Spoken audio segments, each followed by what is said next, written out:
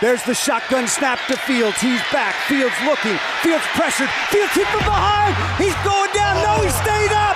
Fields, no, he's going down. Get him down. Get him down. Sacked.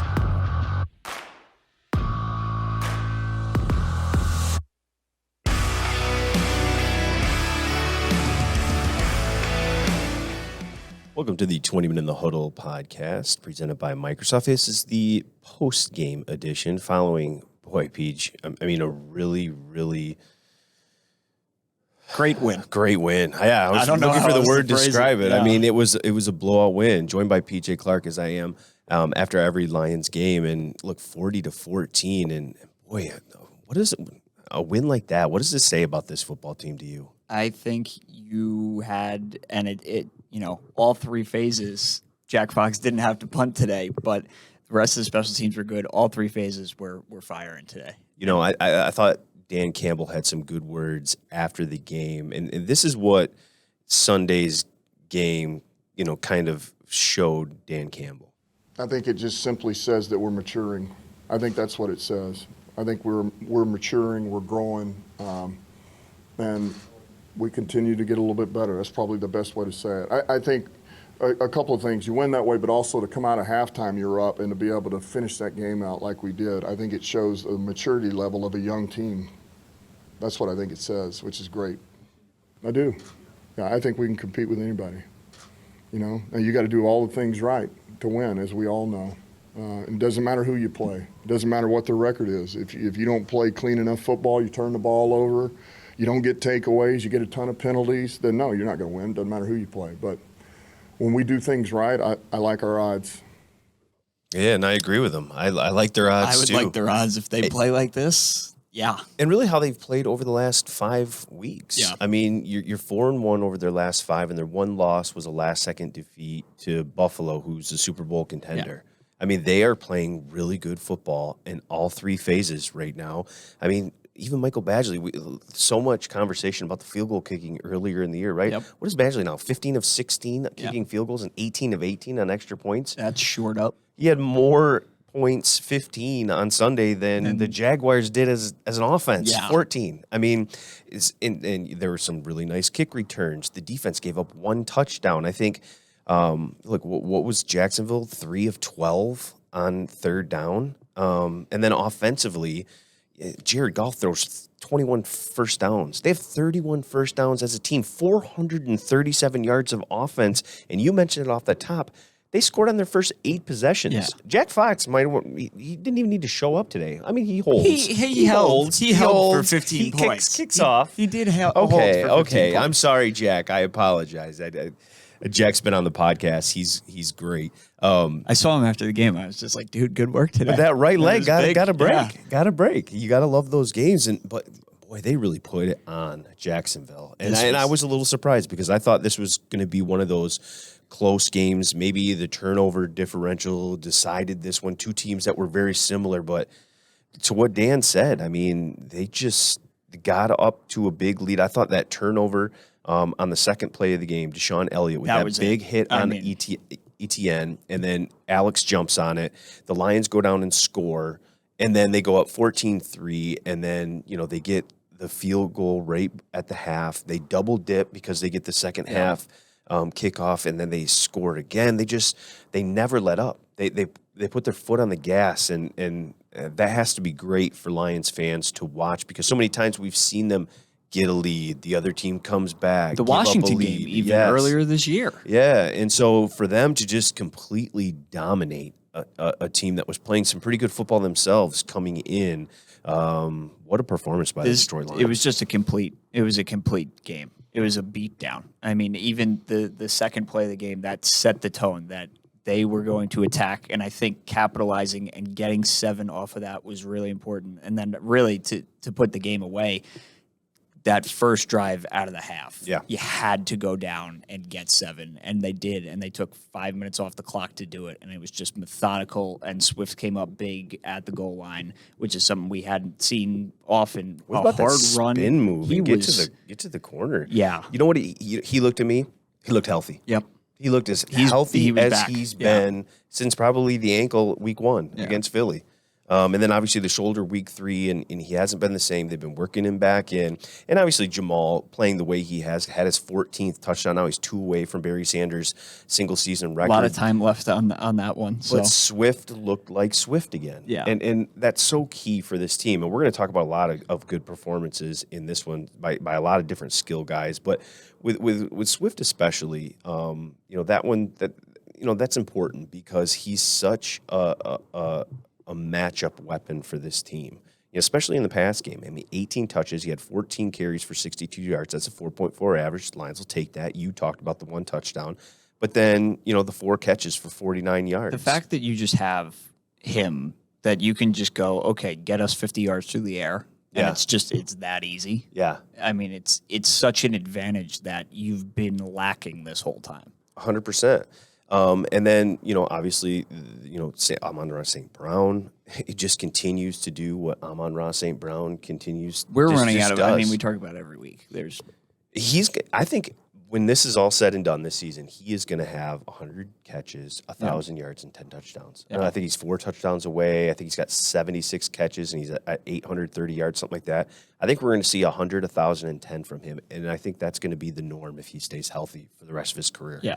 I mean, just 11 to 12, 114, 2 touchdowns. And look, that catch on the first possession right down at the 1-yard line. It was unbelievable. Where Ward was draped all over him. I mean, that's a ball that can be going complete. That's a ball that could easily be popped up in the air and turned over.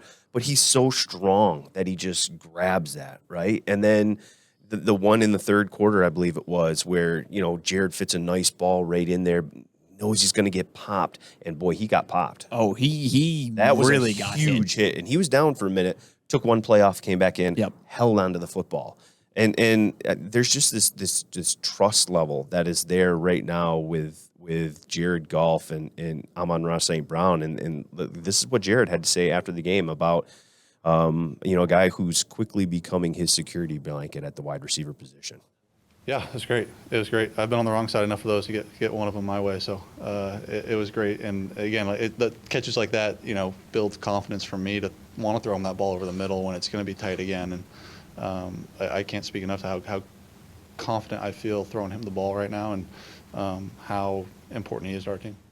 And he's right. He is so important. I think important is an understatement, honestly, at this point. Right. And we were talking about Swift. Let's piggyback real quick and do another post-game quote right here. This is Dan on Swift, because when you get Swift healthy and rolling, when you get Amon-Ra St. Brown healthy and rolling, when you've got DJ Chark now back in the mix, DJ Chark had 5 catches for 98 yards.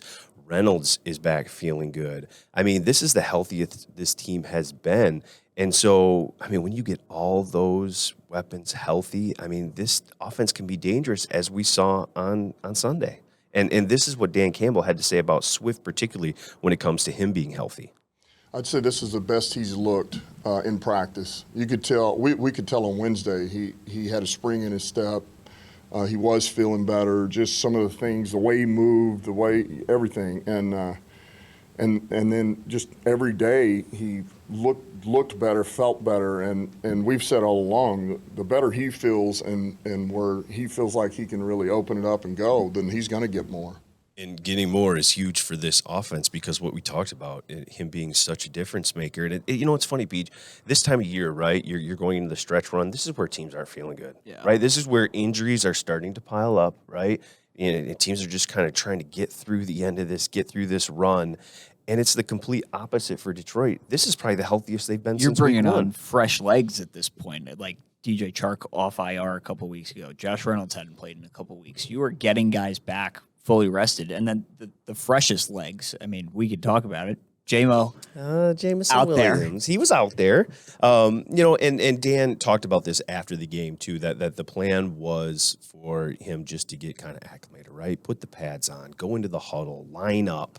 I wanted to see him play gunner. And I was excited. I wanted to see him hit somebody. He was going to play gunner, but like we talked about before, Lions decided they didn't need to punt today. So they just went ahead and robbed the universe of a Jameson Williams tackle, but it's fine. You would have gotten to see him run full speed. How much do you think he would have beaten the blocker. Oh, there would have been no chance. No. I mean, this is a guy that got ejected from the Iron Bowl last year for targeting while playing gunner. He would have tried. He really would have tried. He wants to hit somebody. I know. He's eager. Now, Dan said we're going to see more from him next week. It's kind of like what we saw with Jerry Jacobs in Dallas, right? Yep. Where he was coming back and get him some special teams reps, try to get his legs under him a little bit. And I had Jerry on the podcast, and he said, boy, I can't thank Dan Campbell enough for that. Yep. Instead of throwing him into the mix when maybe he wasn't quite ready yet. You got to remember, Jameson Williams hasn't played football. He hasn't had physical contact in almost a year now. Yeah.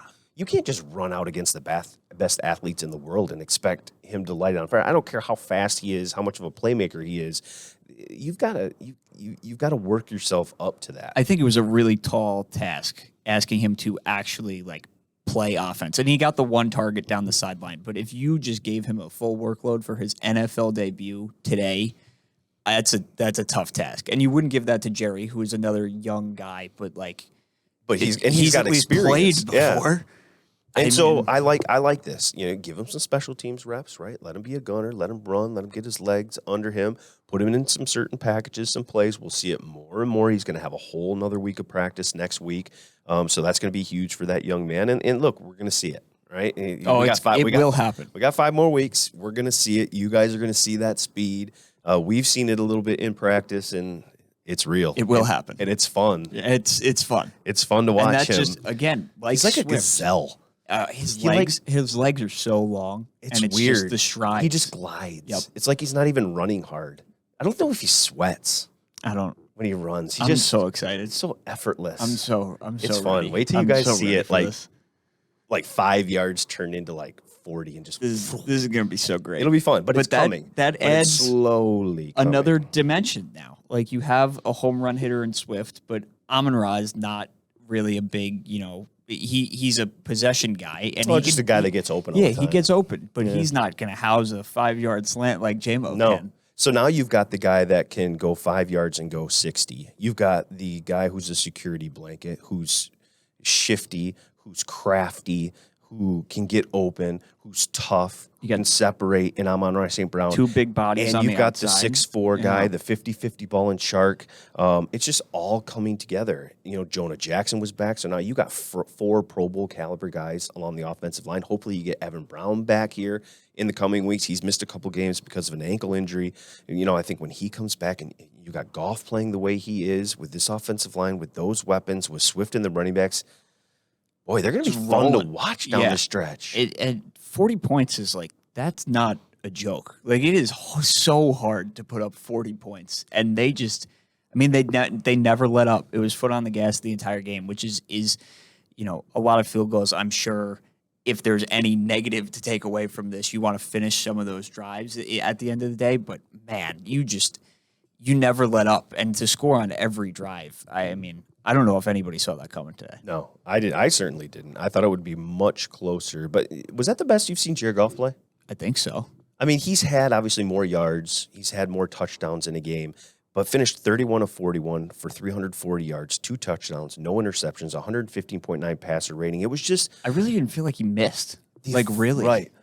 From the accuracy, from the decision making, just from him being kind of that the leader on offense, just running the show, right? Getting everybody in the right places, having all the right checks. It was a terrific performance by him all the way around. I thought it was the best I've seen him play in a Detroit Lions uniform. I think it had to be because it was there are 10 incompletions. There were a couple balls thrown behind guys or off a hand or whatever. That's going to happen. But there was no like the third down play last week where it's you could have had a touchdown, but you missed it. There was none of that today. It was just dots across the field. I believe, I think, from Next Gen Stats, I think he was perfect, or maybe he was 11 of 12 on play action today. Oh, wow. Which is just, another element. That's his deal. Yeah. We talked about it when he was coming in. That's when he was at his best, when he was a Pro Bowl player, when he was taking the Rams to the Super Bowl, was when they had a good offensive line, they could run the football, and then do play action. And it's easier to run play action when you have DeAndre Swift back and healthy and another threat in addition to Jamal Williams. And Jamal Williams, just another touchdown. Just guy just keeps steady as he goes. just you give it to him inside the 10-yard line, it's touchdown. Yeah. They get inside the 10-yard line, you just might as well write it down. Jamal Williams, touchdown. Here it is. 2 away from Barry Sanders. You know what's going to be crazy? You're going to see in Detroit Lions records, all-time season records. It's going to be Barry Sanders. It's going to be Barry, in touchdowns, and Jamal Williams on top. I mean, good for him. More touchdowns in 2022 contract year than he's had Real in his deal. previous 5 seasons. 13. He's got 14 this year. Good for him. Good for him. And I mean, Because he's a great guy too, and a great leader, and exactly what Dan Campbell wants this team to be. He epitomizes it. Is a team guy. Doesn't like talking about himself, and just goes out and performs. And he just has fun doing it. He does which I have think fun is doing it makes it more fun for us, makes it more fun for everybody watching, and makes it more fun for the team because everybody loves them. We would be remiss if we didn't talk about the defense. Yeah, we got to talk a about little defense. bit because they were really, really good. I mean, 40 points is good, but 14 points is also and phenomenal. Trevor Lawrence had come into this game, and he was I think he had 100 passer rating in each of his last 3 games. I think it was 116.1 passer rating with 6 touchdowns, no interceptions, 830 yards. They were 2-1 in those games. They were playing really, really well. And from the second play of the game on, Detroit's defense just stymied them. I think that derailed their whole, Jacksonville kind of just turtled after that. Nobody, I mean, obviously you never expect to turn the ball over on the second play of the game, but that just seemed like it took the air out of whatever they had going, and they never really recovered. And what about James Houston, who was on the podcast this week? Podcast bump, real. Podcast, but you come on the podcast. It seems. I'm just saying. I'm just throwing it out there. We're not connect the dots guys. But you come on the podcast and they seem to happens. have big performances. That was an amazing move he made. It was an amazing move. little Euro step directly into again, and that's how he won twice last week, and it's how he won today. Just dipping under a guy. Like nobody else on this team can do that. So few guys across the league can do that.